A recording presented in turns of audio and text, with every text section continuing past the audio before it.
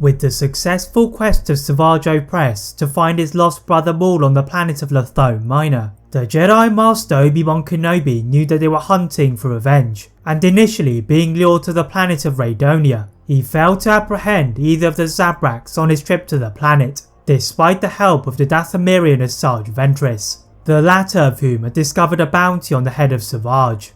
But this was far from the last of their encounters, and after the brothers had widened their influence on the criminal world, the Jedi respond to a disturbance on the planet of Florrum. With Jedi Master Adi Gallia, Obi-Wan aimed to put a stop to the massacre, but after his fellow council members killed by Savage, Obi-Wan is forced to battle the two Zabraks alone. Equipped with two lightsabers, the Jedi Master managed to repel both of the dark side users, and forced to retreat with the help of Hondo Ohnaka's pirates. But what if Obi-Wan had died on Florrum? Would this accelerate Anakin's turn to the dark side? As you're about to discover, the death of Obi-Wan would have changed the plans of both light and dark. Despite attempting to resist the darkness, the death of Master Gallia ignited a fire within Obi-Wan, and summoning a fallen lightsaber with the Force, he ignored the calls from Hondo to retreat to his base. But with the brothers starting to whittle down the number of pirates, Obi-Wan is forced to retreat to the underground tunnels, where Hondo had set up a series of explosives to block their path.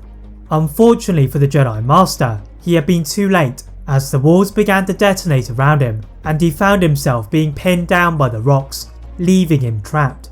Maul stood over his old foe with Savage waiting, and declaring that he had finally created his chance of revenge. The former Sith first sliced off his legs, mirroring his own fate on Naboo, then ordered Savage to free the Jedi Master.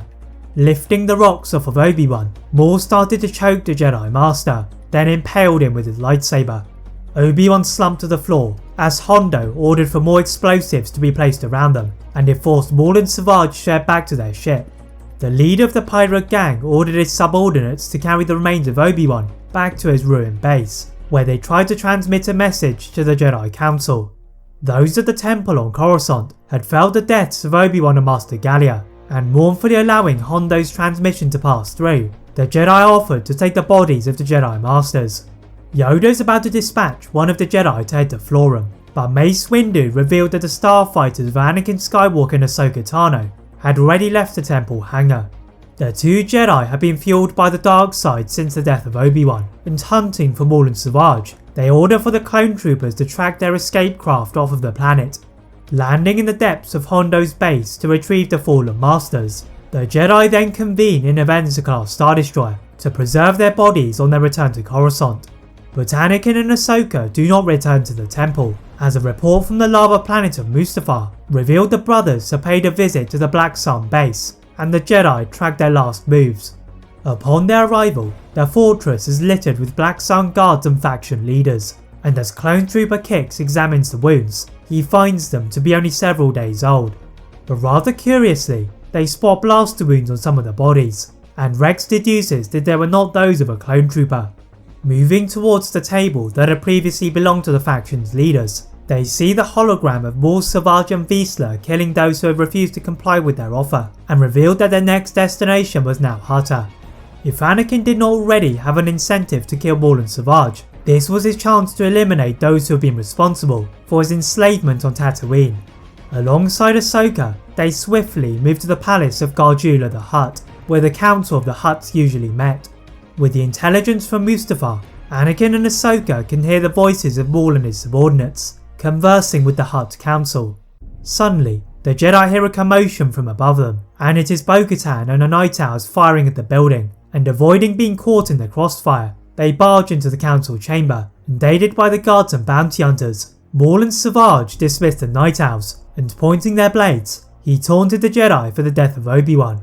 Anakin and Ahsoka were not moved, and locking blades with the Zabraks, the two Jedi pushed the brothers, and they used their new dark side powers to push them into the crumbling walls of the palace. Maul does not believe the Jedi are capable of killing him, but at the sight of the gleaming yellow eyes of the Jedi, he ordered his army into retreat. Giving chase to the Night Owls and the Zabraks, the Jedi used their combined might to try and pull the escaping ships from the skies, but retreating fire from Bo-Katan forces them to back off. But Anakin and Ahsoka would not be stopped, for their revenge on Obi-Wan even if those across the galaxy needed their help. That is it for part 1 of What If Obi-Wan Died on Florrum. If you'd like to see a part 2 soon, please like this video, turn on that notification bell, click that subscribe button on this channel, as well as on my other channel What If Films. And as always, leave a comment on what if you'd all like to see next, and how I can improve my videos. Thank you all very much for watching, and see you next time.